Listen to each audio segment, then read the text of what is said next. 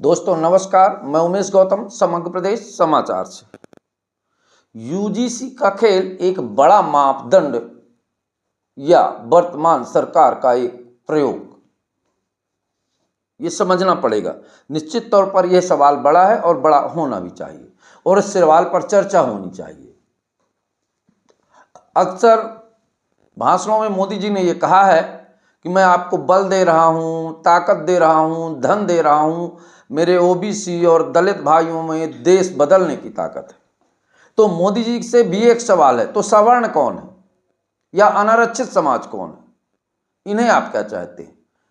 और इसके बाद एक जो सबसे बड़ा सवाल है वो सवाल यह है कि भारत की आज़ादी की लड़ाई में इन्होंने अपना पूरा योगदान दिया और इस योगदान के चलते जब से देश आज़ाद हुआ तो राष्ट्र के नाम पर, देश के नाम पर और समाज उत्थान के नाम पर अनारक्षित समाज ने हमेशा बलिदान दिया।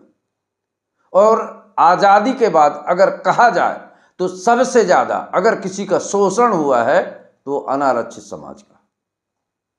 वो चाहे शिक्षा के नाम पे ले लीजिए, आरक्षण के नाम पे ले लीजिए, SC/ST एक्ट के नाम पे ले लीजिए, सरकार की मिली सुविधाओं के बारे में ले लीजिए, या यूं कहें कि सरकार जितना दमनकारी चक्र आज़ादी के बाद चला सकती थी उतना लोकतंत्र में अनारक्षित समाज के साथ चलाया गया। और अनारक्षित समाज देश को ऊपर उठाने के लिए हमेशा इन अत्याचारों को सहता रहा और निश्चित तौर पर उसकी ये मंशा थी कि मेरा देश आगे बढ़े, मुझे चाहे कितनी भी तकलीफ उठानी पड़े। दूसरा बड़ा सवाल, देश के सत्ता के शीर्ष पद पर बैठे लोगों से, क्या अनारक्षित समाज देश की रीढ़ की हड्डी नहीं है? अगर अनारक्षित समाज 1 महीने के लिए अपना काम बंद कर दे तो सरकार क्या करेगी? सरकार का सवाल है, वो चाहे जो भी सरकार रही हो, अनारक्षित समाज के साथ हमेशा भेदभाव का प्रयोग किया गया। उसके बाद वर्तमान में सत्ता बदली, सत्ता में नई सरकार ने पदार्पण किया। अब मोदी जी ने नया प्रयोग किया। चूंकि मोदी जी सत्ता में बैठने से शुरुआत से लेकर और आज तक कभी सांप्रदायिक, कभी राजनीतिक, कभी जातीय समीकरण की राजनीति को बढ़ावा मिलता रहा। एक ही IT सेल से 2-2 लोग काम करते रहे। अब वर्तमान में UGC लाकर सरकार ने एक प्रयोग किया। प्रयोग ये किया, अगर वर्तमान में एक आंकड़े देखे जाएं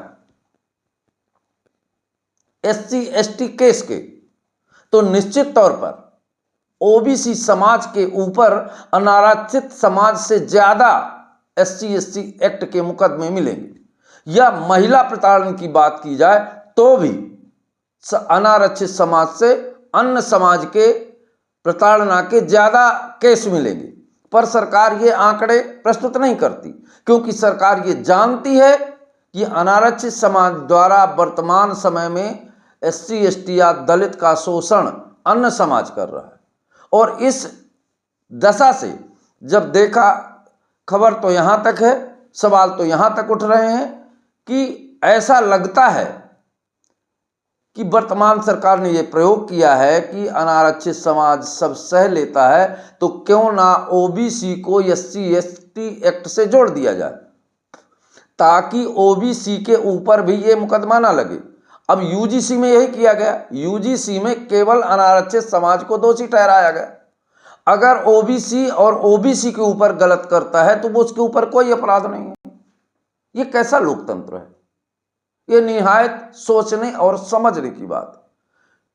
अब SC/ST वाले भी OBC के ऊपर UGC के आने के बाद मुकदमा SC/ST का नहीं दर्ज करा पाएंगे।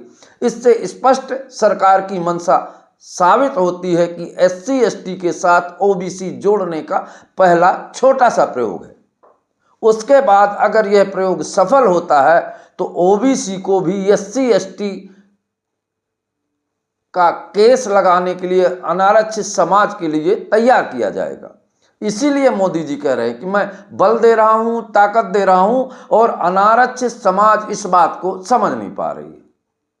और अनारक्षित समाज के जो नेता हैं ये स्वार्थी, दंभी, लोलुट और ये लोगों को अपने समाज की दुर्दशा दिखाई नहीं देती, क्योंकि ये सत्ता में बैठे हैं और इन्होंने किताबें तो खोली नहीं। बहुत सारे नेता अपराध जगत की विद्यालय को पार कर कर सत्ता पे आए। अगर किताबें खोलते तो इनको पता चलता कि कौन समाज कितने प्रतिशत है। झूठे आंकड़ों के आधार पर इन्हें डराया जाता है और ये अपने समाज के प्रति नहीं बोलते, जबकि अन्य समाज के नेता अगर जरा सा एक शब्द भी बोला जाए तो अन्य समाज के नेता अपनी समाज और अपने वर्ग की लड़ाई लड़ते हैं। पर वर्तमान समय में अनारक्षित समाज के नेता केवल चटुकारिता के सिवा कुछ नहीं करते हैं। अब समझना यहां होगा कि यह प्रयोग अगर वास्तव में ओबीसी समाज को भी SC/ST एक्ट से जोड़ दिया गया तो क्या करेगा अनारक्षित समाज। और निश्चित तौर पर यह एक छोटा सा प्रयोग है, अभी तो युवा जनरेशन के साथ ये किया गया है। युवा जनरेशन के साथ बिल्कुल स्पष्ट समझ लीजिए, कॉलेजों में SC/ST के छात्र ओबीसी पर SC/ST एक्ट नहीं लगा पाएंगे, पर वहीं सवर्णों के ऊपर लगा देंगे। ये खुली बात है। तो ये बात हमें समझना पड़ेगा और सोचना भी पड़ेगा। और ये अब घर में घुस के रहने की बात नहीं है, क्योंकि मैं भी अनारक्षित समाज से आता हूं। मैं एक पत्रकार हूं, पर उसके बाद भी जिस तरह देश में माहौल है, उस माहौल के अंतर्गत मैं भी अनारक्षित समाज से आता हूं और सवाल करूंगा। और सत्ता से सवाल करना मेरा हक भी है और अधिकार भी है, वो चाहे कांग्रेस हो, चाहे भारतीय जनता पार्टी हो या अन्य दल हो। कांग्रेस भी इससे अलग नहीं है। कांग्रेस की भी मंशा हमेशा अनारक्षित समाज के ऊपर प्रहार करने का रहा। हालांकि यह अलग बात रही है कि जितना प्रहार भारतीय जनता पार्टी की सत्ता में हुआ, उतना प्रहार कांग्रेस की सत्ता में अनारक्षित समाज के साथ नहीं हुआ। पर फिर भी वर्तमान समय में दोनों बड़े दल का निशाना केवल अनारक्षित समाज है। अब अनारक्षित समाज आज कोई मांग नहीं कर रहा है, उसे ना दौलत चाहिए, ना शिक्षा चाहिए, ना नौकरी चाहिए।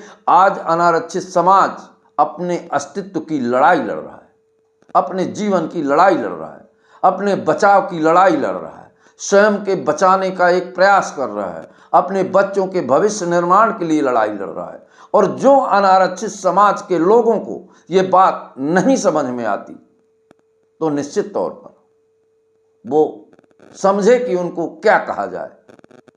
और ये बहुत बड़ा विषय है और इसमें सबको सोचने और समझने और मंथन करने की बात है। हमारे चैनल को लाइक करें और सब्सक्राइब करें और ये बताएं कि हमारी खबर क्या कमियां हैं, क्या सुधार किया जाए। कमेंट्स जरूर करें।